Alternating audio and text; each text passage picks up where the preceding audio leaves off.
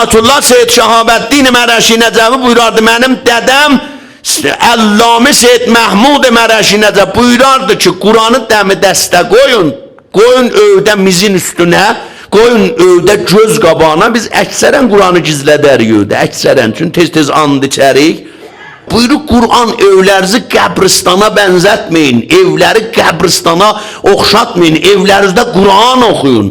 Kur'an'ı aç oxuy, Kur'an səhərcə, əsən övündə dəm bedəyir, hər namazda da 5 dəqiqə Kur'an oxuy. Fikir elə, Allah zəh vırıbsan filan qaziyə, Allah bir qazi cəhki var, Allah bir Dağıstan cəhki var, Allah'ım taldən nümayəndə cəhki olar. Sənə əgər nümayəndə zəh vırsan, nahar üstədə olsun, şayət namaz başında duracaq, namazı kəsəsən. Bəh filan mühəndis cənab döktür, bəli, halı şərif, yəni mənə Allah sənə zəngi vurub o əzəməti ilə. Buyur, həyyə ələs-səlat, icazə versən bir 5 dəqiqə danışaq.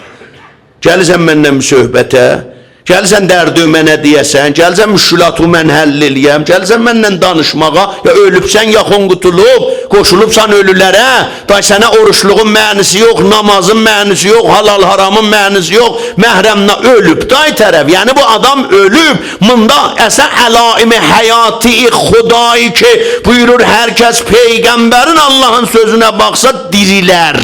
İnsan zində olar, insanı dirildən nə əmr elə bu məcalisdir. Qur'ana əhəmiyyət verək.